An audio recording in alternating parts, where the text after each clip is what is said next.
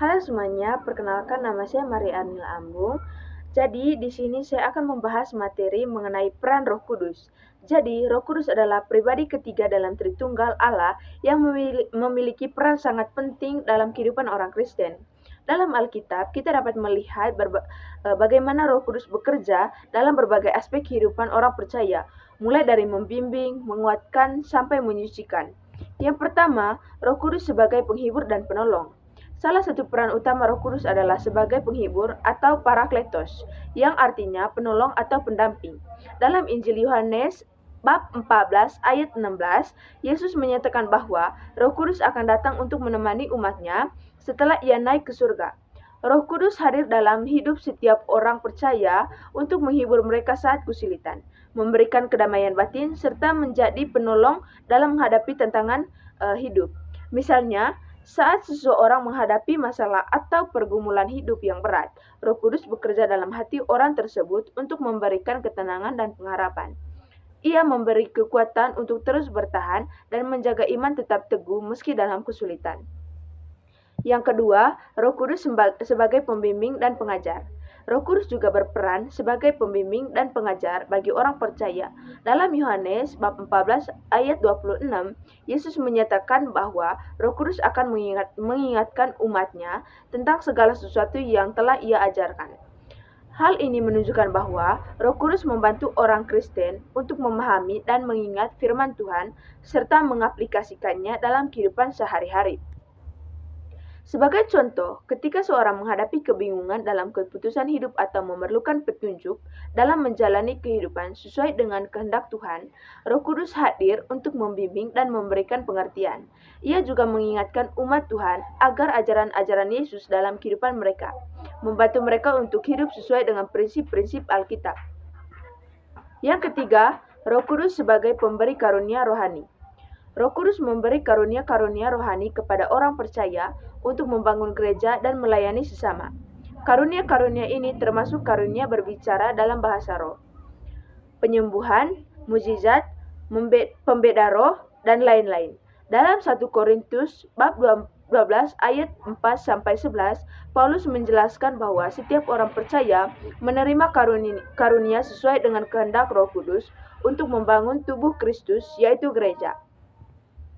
Karunia-karunia ini bukan hanya untuk kepentingan pribadi, melainkan untuk melayani orang lain, memperluas kerajaan Allah, dan menunjukkan kasih Kristus dalam tindakan nyata.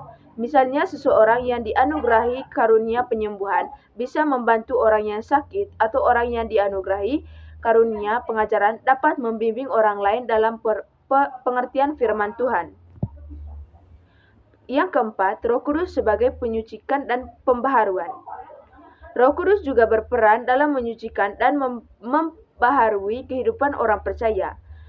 Dalam 2 Tesalonika bab 2 ayat 13 disebutkan bahwa Roh Kudus bekerja untuk menyucikan orang Kristen dan memimpin mereka untuk hidup dalam kekudusan.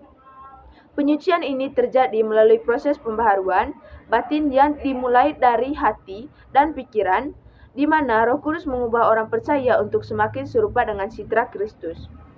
Proses ini juga dikenal dengan istilah sanctification atau penyucian.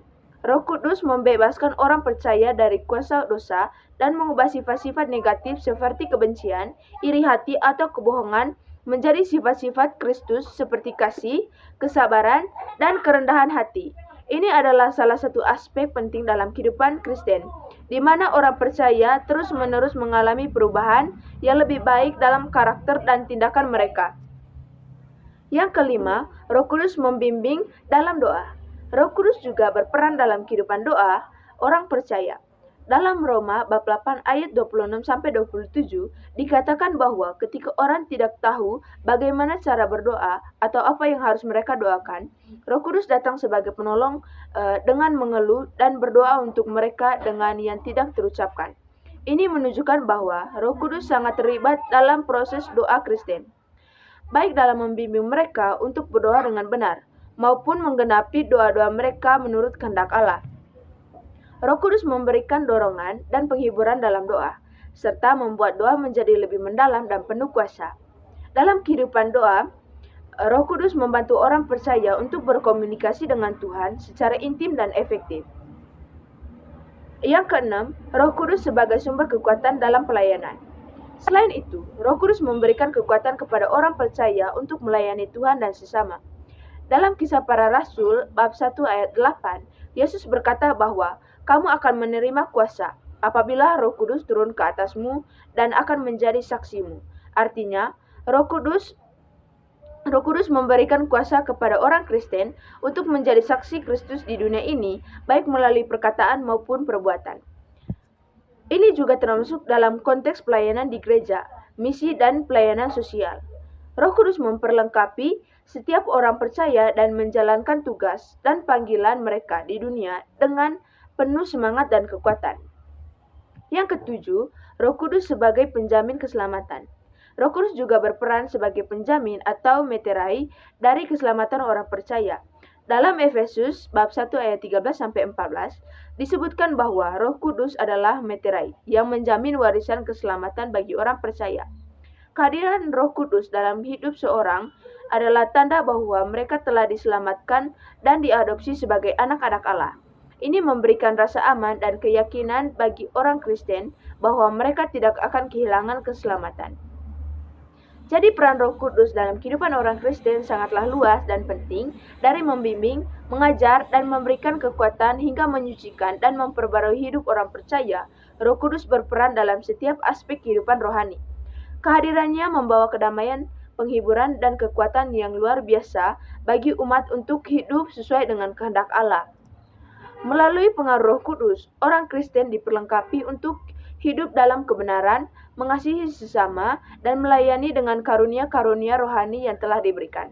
Oleh karena itu, penting bagi setiap orang Kristen untuk terbuka terhadap Roh Kudus dalam hidup mereka, sehingga mereka dapat mengalami transformasi dan berbuah dalam pelayanan mereka kepada Tuhan dan sesama. Sekian saja dari saya, terima kasih.